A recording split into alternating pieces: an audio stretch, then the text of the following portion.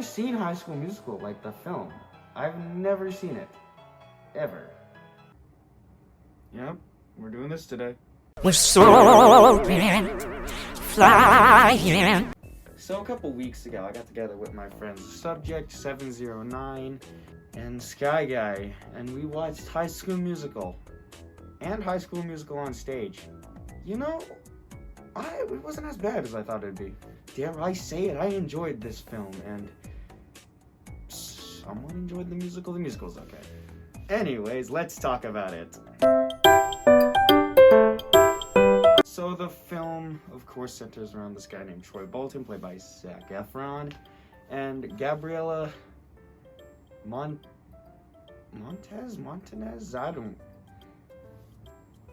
played by Vanessa Hudgens. Anyways, Gabriella's a nerd and Troy's a jock. But ooh, they both like singing, as they find out when they go and, I guess, audition for some play. I don't know what the play is. I think in the musical, it's escaping my mind right now, but I'm thinking in the musical it says it Romeo and Juliet, which I don't understand why you'd sing for, but I could be wrong. Probably am wrong.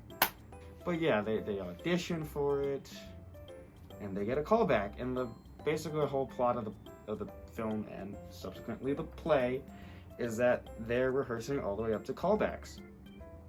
But we cannot have a film without an antagonist, and our antagonist comes in the form of Sharpay Evans and Ryan Evans, the really weird siblings. So we have Troy.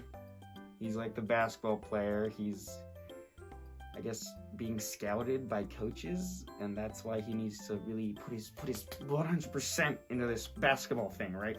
Then we have Gabriella. She just moved here. She's new. So basically, I guess this is like after spring or winter break. I think it's winter break, and they meet at like this party, and they do karaoke together.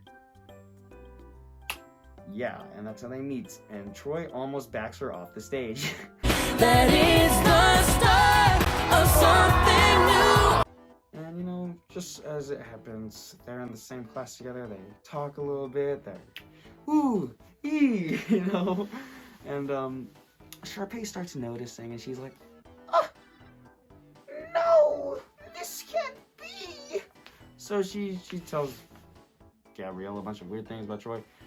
Like, stuff that isn't true, like, maybe I think about the musical. I don't know.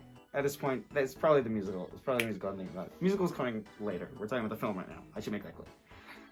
So, they do the whole thing with the auditioning, but the important thing here is that they don't mean to audition. But I guess I forget who, I think it's Gabrielle. One of them's like, oh, I'll audition, but it needs to be a duet, so, and then Troy comes out and he's like, I will duet with Gabriella. Yes! So they do that, they get a callback, and then they have to rehearse for callbacks, and this guy named Zeke, no, his name's not Zeke. Zeke is the one that likes to bake. Chad is this guy. He's wonderfully stupid, because him and Taylor and Sharpay all sing this song about how, oh, you can't do two things at once in high school. You have your one thing that you must, there's a clique that you fit into. Like, we have the stoners, we have the basketball players, we have the nerds, and we have those guys that play cello.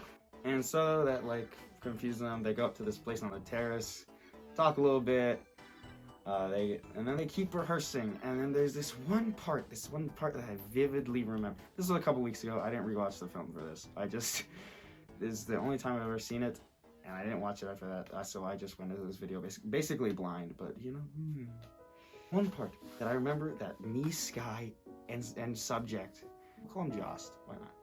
All three of us, like, lost it at this point because it's so absurd. So we see Gabriella rehearsing in the bathroom. She's practicing singing Breaking Free, which we'll get to. Sharpay hears her outside the bathroom and she goes in to investigate. And Gabriella's nowhere to be seen, right? And it's assumed that she's in one of the stalls. So Sharpay checks the stall, one of them, and then she's like, oh, she's not in that. And then she checks herself out in the mirror before checking out another stall, but checking herself out in the mirror distracts her from that. So it's assumed that she's in that stall, right? In reality, she's not, in fact, in that stall, but she is standing at the doorway. right in view of of Sharpay, like, and we lost it. We couldn't, because it's dumb. It's so absurd. There's absolutely no way she didn't see her. Absolutely zero way. And I don't remember anything that Troy was doing in this at all.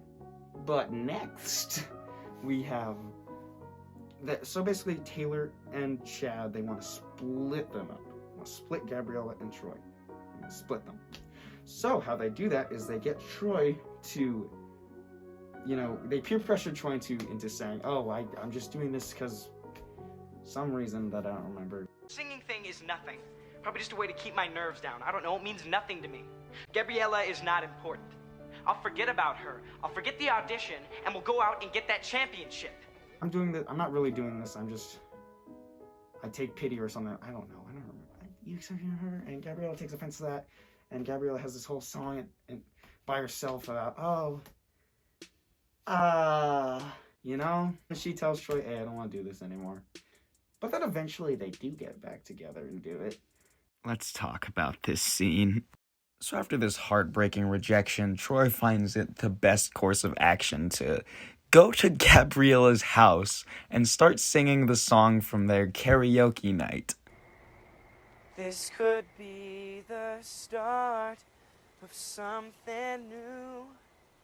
It feels so right to be here with you. My guy, you are gonna be in prison if you stay here for very much longer. No amount of cute singing is gonna fix what you said, I'm sorry. Anyways, back to regularly scheduled programming. And Sharpay's like, nah. So I guess she coaxes the principal or someone who's in charge of things to push the game, like the big game, and the science decathlon, which is something that Taylor and Gabriella and the nerds are doing, right? They push that all on the day of callbacks so that Gabriella and Troy can't go to callbacks. But they have a plan, you see. So Gabriella and the nerds, they have this virus, I guess, that like shuts down everything in the game. It's making it so that Troy can go. Also, if this were real, they would have 100% just continued without the scoreboard. They shut down the game, right? So that Troy can go to callbacks, and then Gabriella gets there too for some reason. Maybe she won the science decathlon, I don't know. No, because she does that after. Whatever. So they do it after, you know, Troy has to say, "Hey, it's okay, I'm here. We can do this together." So they sing, "We're breaking free." You know, we're soaring, we're flying. There's not a star in heaven that we can't reach, all that stuff. We're breaking free. And, assumed to be happy. Let me just bring up real quick before I continue to the, you know, the ending of all this together thing. Ryan and Sharpay are the most extra little siblings to ever do an audition, and I love it. Because it's just so over the top. And so, I guess, pizzazzy. And it's just, beautiful.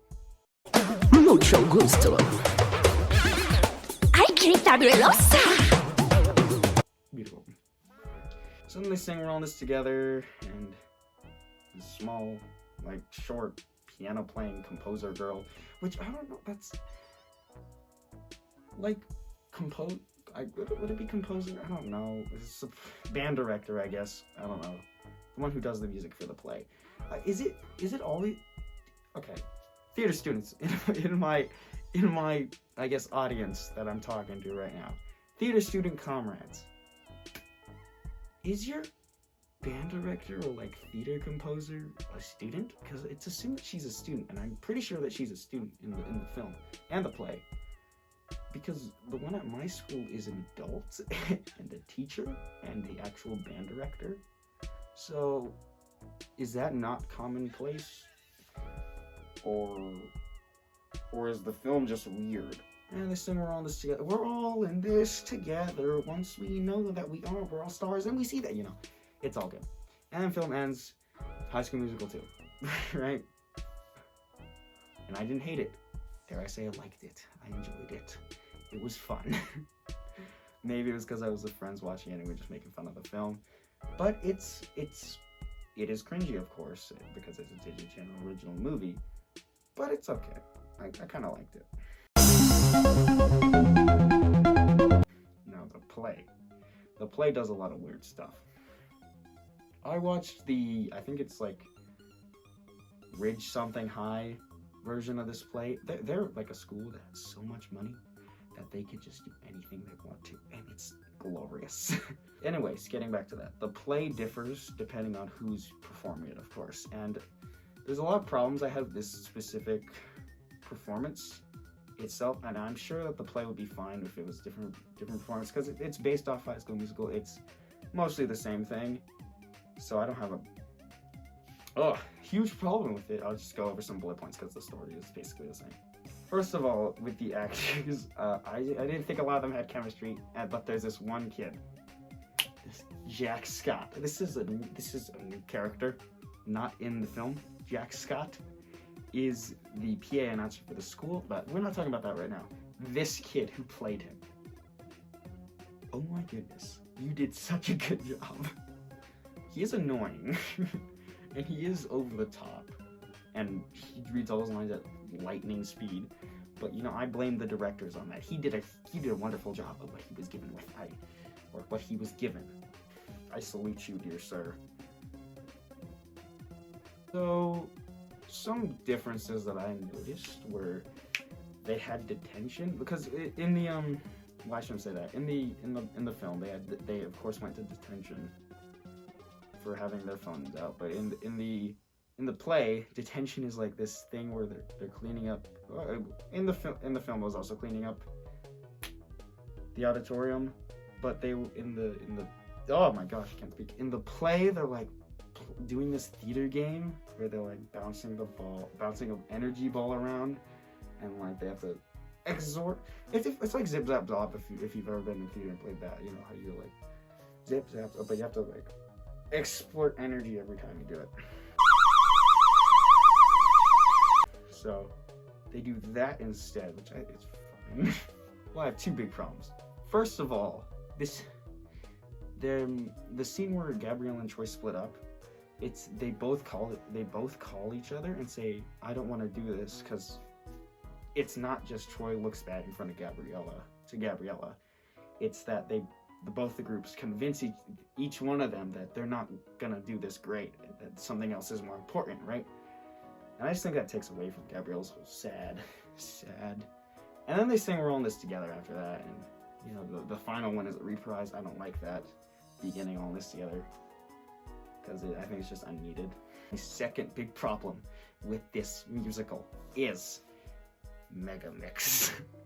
It's at the end of the play after "We're All in This Together," and it's every song, like I think it's bits of everything. Okay, I have to come clean. We were half paying attention to the play because Sky had gone at this point, and it was just me and Joss, right? So, and we were just talking about other things while watching the play, so we weren't really paying attention 100% of the time. What are you gonna do? But I believe it's bits of every song after another at the end of the play. It's the last song, right? And that's before Curtain Call. I think it might be because the way that this specific high school did it, we thought Curtain Call was gonna happen we thought Curtain Call happened 3 times. One during We're All in This Together, one during Megamix, and one afterwards. So it's just like Megamix, I feel like is really unneeded because it's just like bits of every song. And just why? But I think the play was fine, and I think the way this specific high school did it was pretty good, even though I had some problems with it. All in all, I give High School Musical a solid 8 out of 10 as a film. I kind of liked it. That's it.